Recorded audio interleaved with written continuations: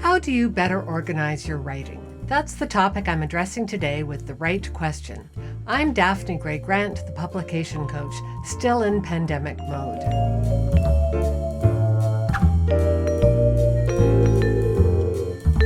I have a question from Andy McGuire, a writer based in Moses Lake, Washington.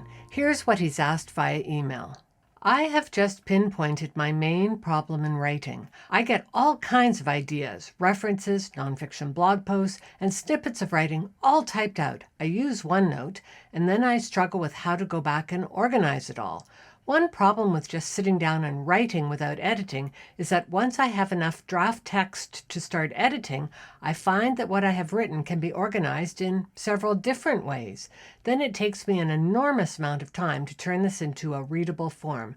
This really slows my writing process. Do you have any suggestions? Thanks for your questions, Andy. I can see you've given this issue a lot of thought, and I congratulate you on being so self-aware. But the problem is you seem to be missing two of the key steps of the writing process. You're researching, and you're writing, and you're editing, but nowhere do you mention thinking or mind mapping. These two steps are at least as important as writing, maybe even more so. Your job as a writer is not just to assemble what other people have said, it's also to contribute to the conversation.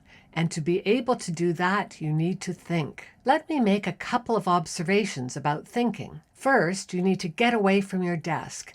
Desks are terrible places to think. This is because we're sitting, and when we sit, we don't breathe nearly deeply enough. Our brains take up only 2% of our body weight, but they use 20% of the oxygen we take in. They are oxygen hogs, and when we're sitting, we tend to take in wimpy little breaths, like we're sipping through a straw. And this lack of oxygen makes our brains a little bit stupid.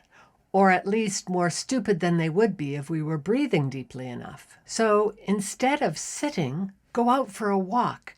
That's a fantastic activity when you want to get your brain thinking about what you're going to be writing about. If you don't like walking, you can do any other physical activity that appeals to you, including running or cycling, or whatever else the pandemic will permit. And if you're worried that you might forget something, well then, take your phone with you so you can dictate some notes to yourself if you need. This issue relates to letting your mind wander. To feel that important sense of freedom, you can also consider doing anything repetitive that leaves your brain free to think in an unpressured way. This might include gardening, vacuuming, dusting, chopping vegetables, or even letting yourself lie in a hammock and sway in the sunshine. The next step is to mind map.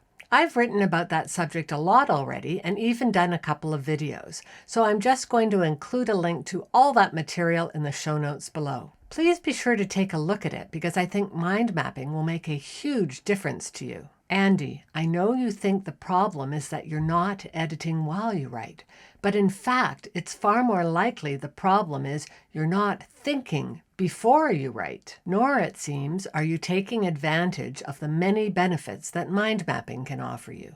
Finally, let me wrap up with a quote from English writer A. Milne, author of Winnie the Pooh. Organizing is what you do before you do something, so that when you do it, it is not all mixed up.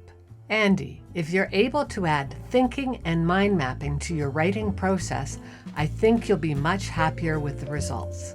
If you'd like to learn more about how to make writing a more rewarding process for yourself, take a look at my latest book, Your Happy First Draft. It's not available in bookstores or on Amazon. The only place you can get it is my website. Link below and in the show notes.